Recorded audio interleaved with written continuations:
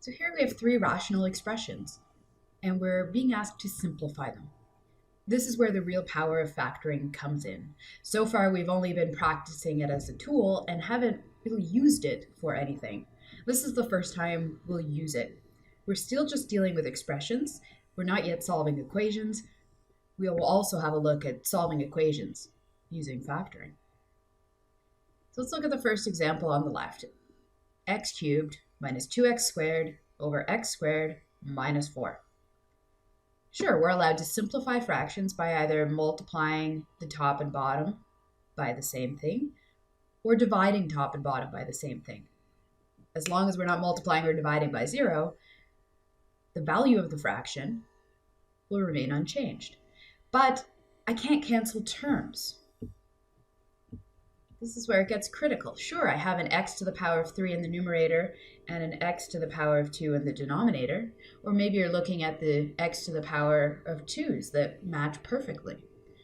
But those are terms. I have two terms in the numerator and two terms in the denominator. If my answer isn't one term in the numerator and one term in the denominator, I cannot simply cancel. You cannot cancel terms. So our only recourse is to see whether we can create one term in the numerator and one term in the denominator. And that's what factoring does. So let's see if we can factor top and bottom of this fraction.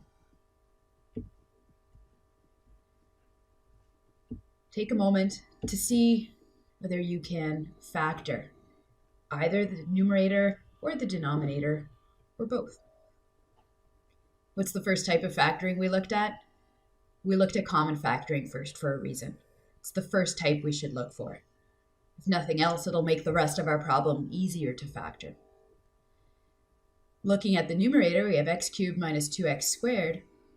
I've got x squared in both. I've got two x's in both, so I'll factor that out. Sometimes common factoring like this is the toughest one to see.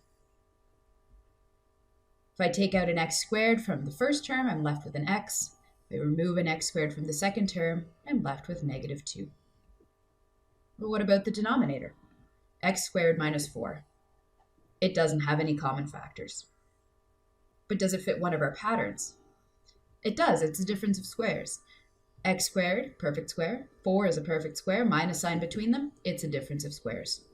So I know I'll have two factors, two sets of brackets multiplied together, each with an x and a 2, one with a positive, one with a negative. X is, of course, the square root of x squared, and 2 is the square root of 4.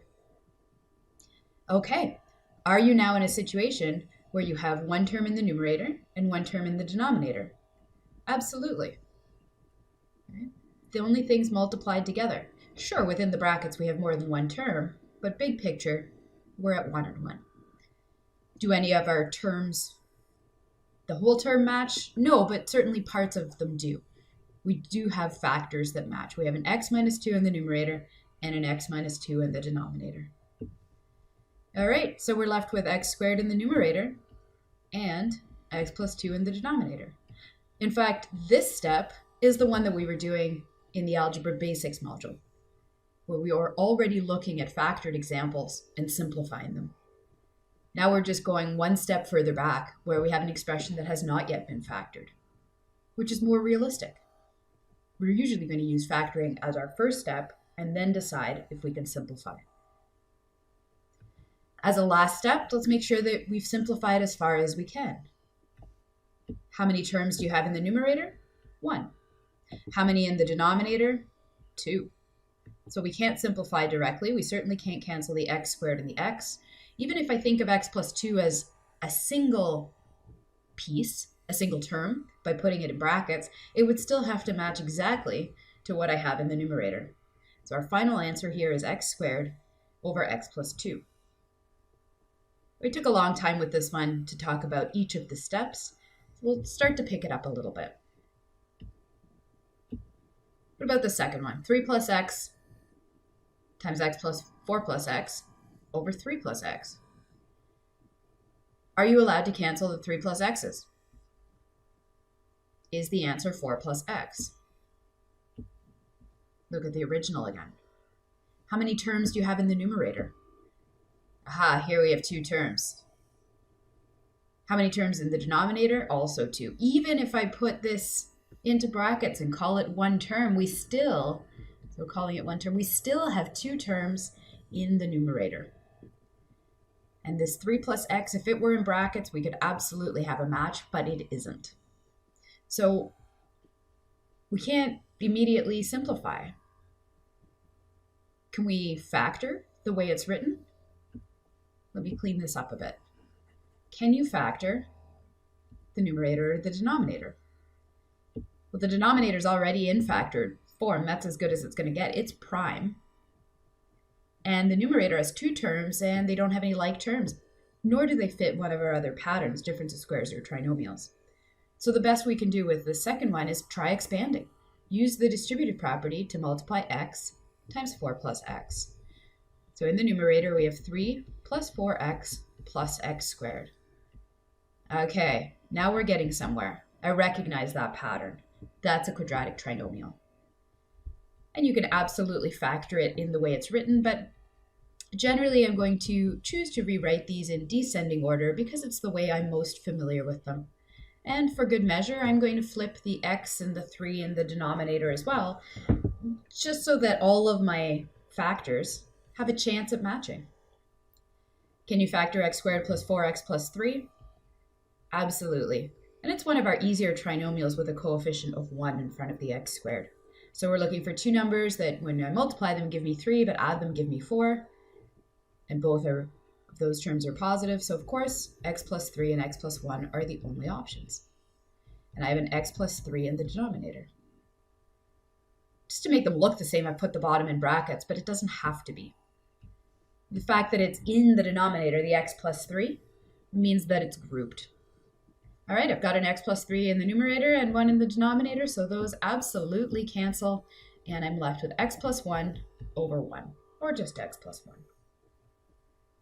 So be careful of those ones.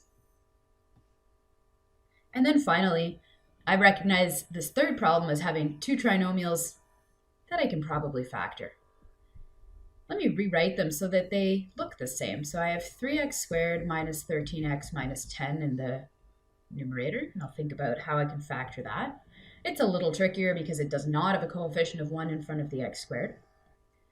And for the denominator, well, first I'm going to turn it around. So I'm going to rewrite that x squared term first, but I notice that it's a negative x squared. And then a positive 4x, followed by a positive 5. And as soon as I have a negative in front of the x squared, it doesn't look the way I'm used to that trinomial looking. And I don't have any negative x squareds in the numerator. So if I want the 2 to match so that I'm able to simplify, at some point I'm going to have to get rid of this negative out front anyway. How do I do that? I can't just take it away, but you can always factor out a minus 1. A negative 1. So I'm going to pull out that negative, and that leaves me with x squared minus 4x minus 5. I'm dividing each term by negative 1. And in the numerator, I still have 3x squared minus 13x minus 10. Of course, I could have factored that numerator quite some time ago. All right, now factor top and bottom. The bottom one's a little bit easier. It's one of the simpler trinomials. I need 2 numbers that multiply to negative 5, but add to negative 4. So that's going to be negative 5 and 1. So we have x minus 5 and x plus 1.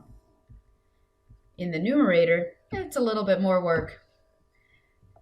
In the first position with the x, I'm either going to have 3x and 1x in this first spot. And in the second position, I'll have, 10 and 1, or 5 and 2. Keeping in mind that I have to have either a negative 10 or a positive 1, or the other way around, or a negative 5 and a positive 2 or the other way around, so that I multiply to negative 10. And when I add the outside and the inside, I'm trying to get to negative 13. What am I going to need here? Well, I have no choices for this first one. It'll be 3x and x. And then it'll turn out the 5 and 2 is the one that works best. Negative 5 and positive 2. If you're not sure, FOIL it out. Check this one. All right. What do I see in the numerator and the denominator? It's the same now that I have one term in the top and one term in the bottom. I have a factor of x minus 5 in both top and bottom. But that's it. That's all that matches. So I have a 3x plus 2 in the numerator, the x plus 1 in the denominator, and I'm going to pull the negative out to the front. If I have a positive top, negative bottom, then I can always pull the negative out. That's the idea where if I have 1 over negative 2 or negative 1 over 2 or negative 1 over 2, those are all equal to negative 0.5. And the tidiest way to write it is to have the negative sign out front, as we have here. So I've used these three examples to highlight the different ways that we can simplify the numerator and the denominator. In the first case, we had some common factors to remove and a difference of squares in the denominator. The second case, we learned that sometimes we have to expand first, sometimes we have to simplify, and then see if we can factor. And the goal here is also to look at this and realize we have to be cautious, that even if it looks like we have an identical piece in the numerator and the denominator, we have to ensure that they are in fact identical factors. And then finally, we played around with the order of the terms for this last one in order to factor the numerator and the denominator and have those pieces match. And we ended up with a negative final answer. So now we'll apply what we discovered for individual fractions and start multiplying and dividing rational expressions. We're told simply to simplify. So we'll do the division, but we'll also make sure that our final answer is in simplest form. I like to think of these as 4 unique problems.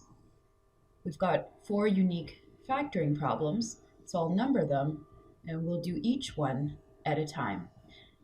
And then we'll rewrite the final factored answers in the middle. All right, so problem number 1, 2x squared plus 3x minus 2. It's a quadratic, it's a trinomial, it doesn't have any common factors, and at least the leading coefficient and the last term are both prime, so we don't have too many options. 2x and x are our only options, and to get to the negative 2, we'll have 2 and 1, making sure that one of the two is negative. Turns out that the answer is negative 1 and positive 2. Try it with the outside and the inside. Don't remember what I mean? We're looking at the product of the outside 2 terms, 2x times 2 is 4x, and then the product of the inside 2 terms, negative 1 plus x is negative x, and making sure that the sum, negative x and 4x, add up to positive 3x here. So we're good.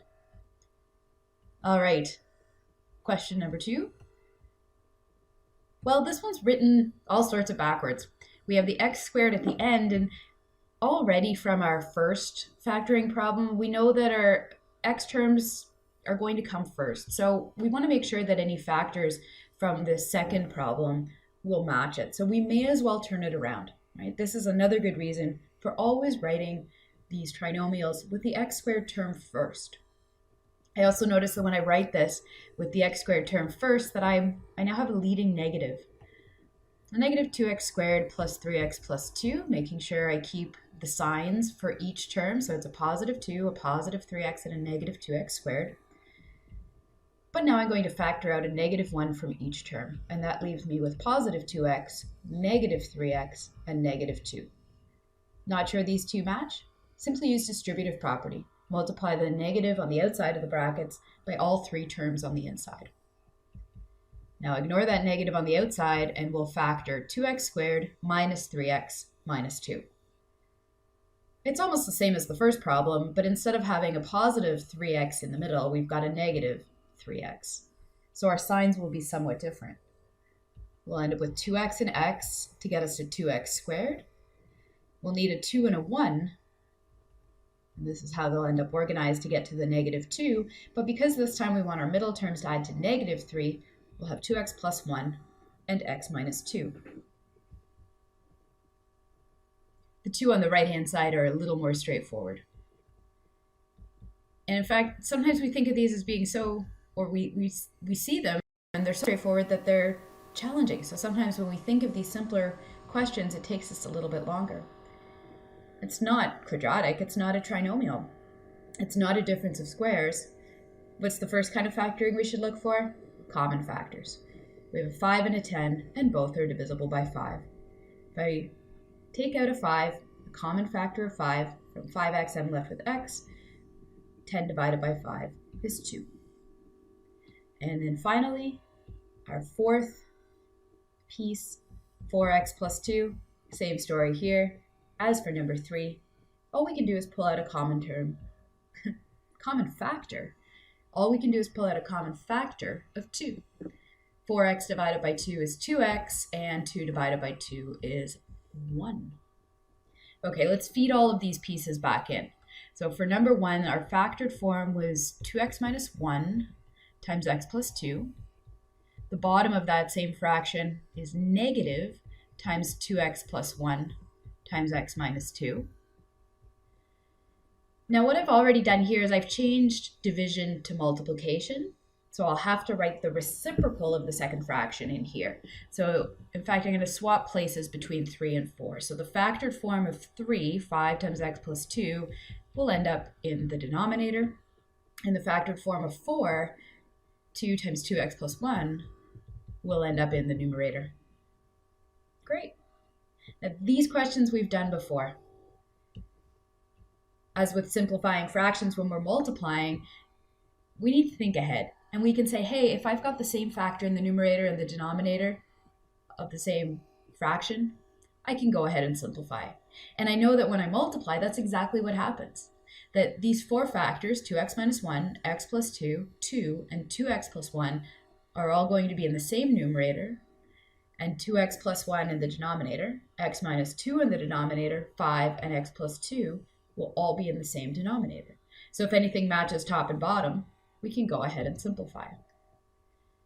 All right, I have a 2x plus 1 in the denominator of the first fraction and a 2x plus 1 in the numerator of the second fraction. Similarly, there's an x plus 2 in top and bottom.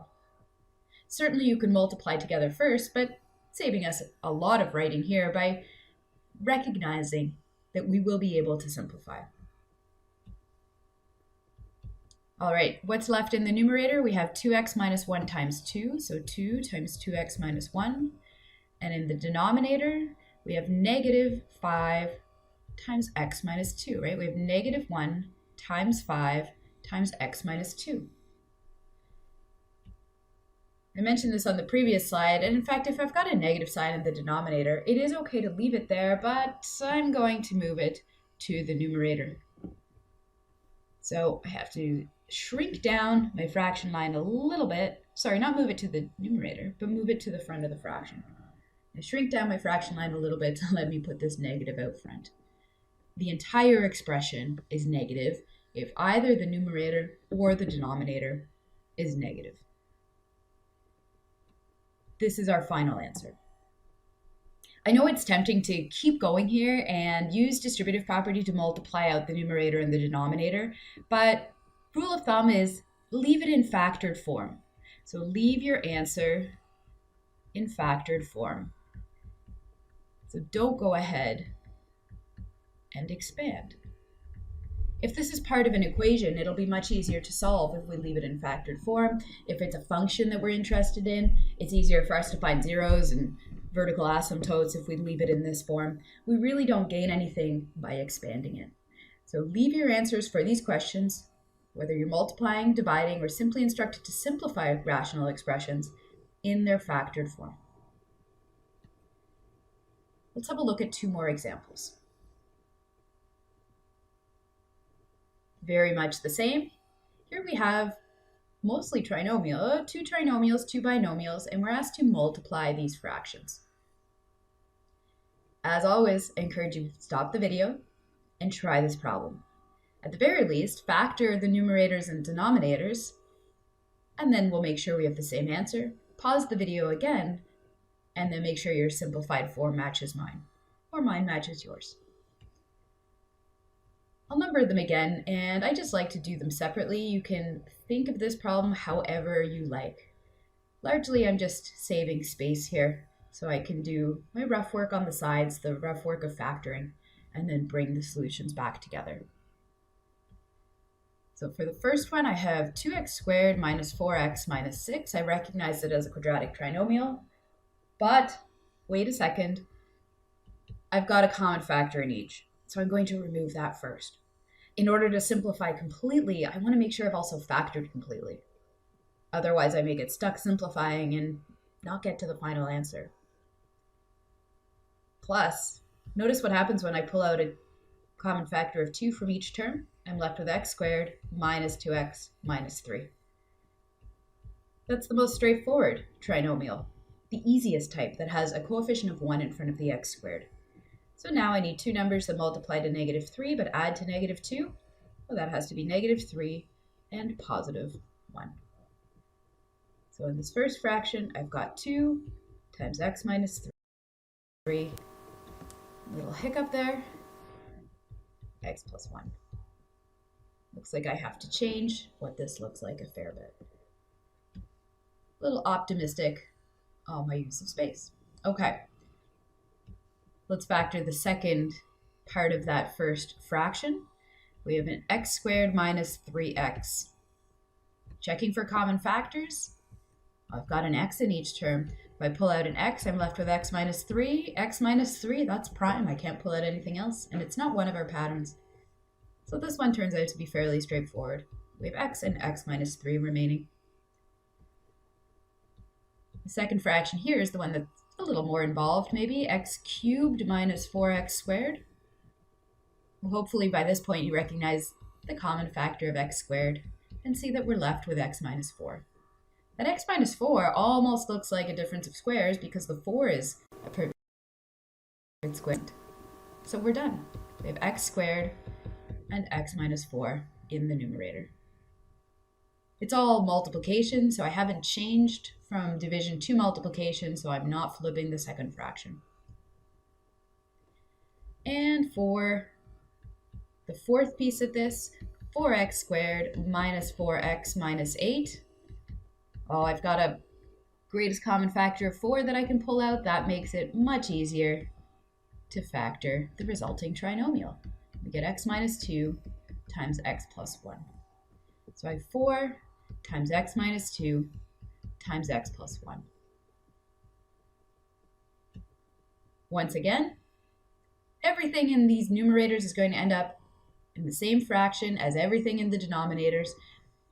Even when I multiply, I still have one factor in the top, one term in the top, one term in the bottom. Remember the reasons that we're allowed to cancel this, the rules. So I'm going to go ahead and simplify. These are actually within the same fraction. And some of the others will be, like this x plus 1 and the x plus 1.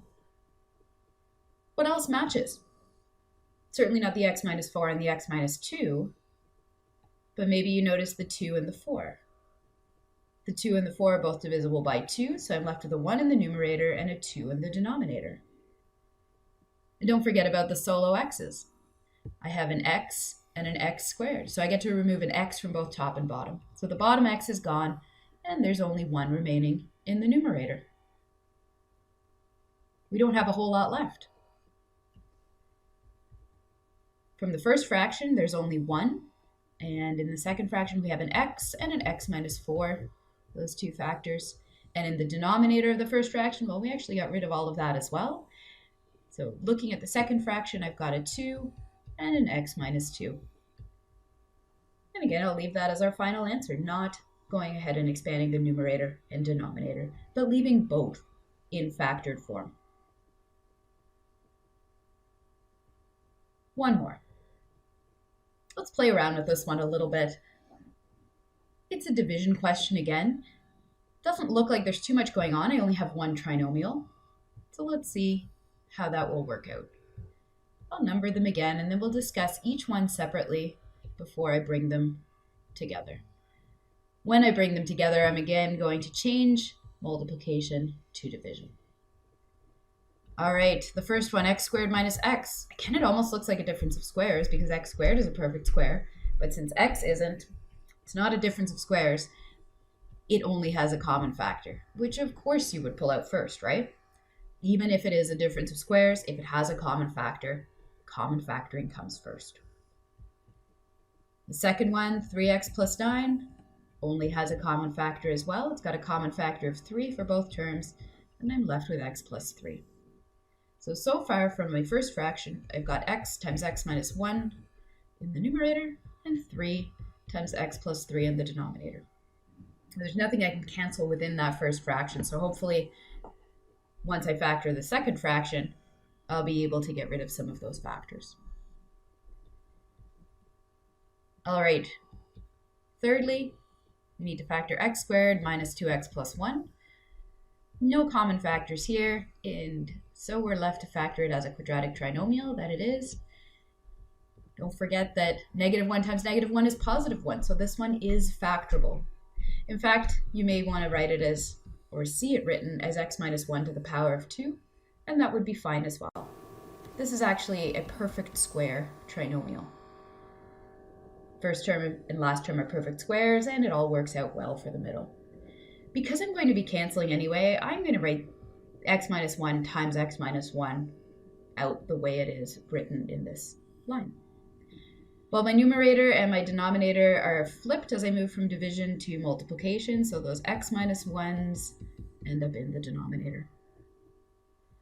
And now finally, the fourth, 18 minus 2x squared. Again, generally, I'm going to write the x squared term first, but I want to show you what happens when I don't.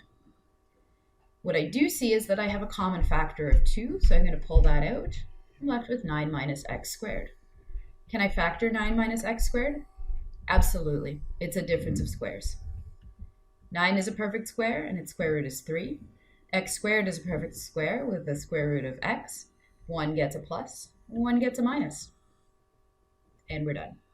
So 2 times, writing it the way I intended to, let me back up a little bit. 2 times 3 plus x. 3 plus x, and 3 minus x. Okay, we're ready to start the simplification process. Top and bottom, what is the same? X minus 1 and x minus 1, those are fairly straightforward. What about the x plus 3 and the 3 plus x? Those are the same as well. If I take an x plus 3 and I reorder it so that the 3 comes first, the term with the 3 comes first, positive 3 and positive x is what that looks like. So those two are identical, and I don't have to rewrite them in order to simplify them. One thing I want to mention here is that, well, our 3 minus x does not have a buddy, but what if these x plus 3s and 3 plus x ones had a negative instead? So a 3 minus x divided by x minus 3. Let's do a what if. If that's the arrangement in the numerator and the denominator, can I cancel those? Well, let's do the same discussion here. I'll give myself a little bit more space. All right. So in the first example, and in the example in our question, we have 3 plus x and x plus 3, and we recognize that we can turn 3 plus x easily into x plus 3 simply by inverting the order in which the terms are written. And both are positive, so now those match. And x plus 3 divided by x plus 3 is equal to 1. We can cancel those. If it was, on the other hand, 3 minus x versus x minus 3, can we make them the same? Are they the same? If I reverse the terms in the numerator, remember that the signs have to stay with the term. I'd end up with negative x plus 3. Still isn't the same as x minus 3. So here we've got to be a little bit more clever. We can't simply flip the terms.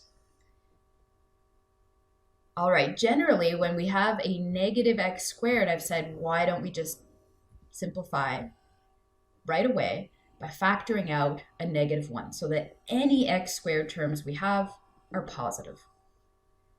We could have done that at the beginning, or we can do it now. If I'd really like this x to be positive, I'm just going to factor out a negative 1. That gives me x minus 3. Try it. Negative 1 times x is negative x. -1 times -3 is +3. It works out nicely. And my denominator is still x minus 3. Look at what happens here. Now the x minus 3's match, and I'm left with 1 from the x minus 3's. But of course, I still have a negative sign out there. Okay, so in this case, this whole discussion isn't relevant, I agree, because I have positive 3 plus x and x plus 3's. I don't have the negative situation. But if you find yourself stuck, factoring out a -1 will often help you to continue to simplify a problem. We'll certainly see that in some problems. All right, well, we're not quite done our problem. We've simplified everything we can. What's left in the numerator? We've got a 2, an x, and a 3 minus x. And in the denominator, I've got a 3 and an x minus 1. We could, if you factor out a -1 from the 3 minus x, this is negative 2x, x minus 3, divided by 3 times x minus 1. I think this looks a little prettier, but I would absolutely accept either.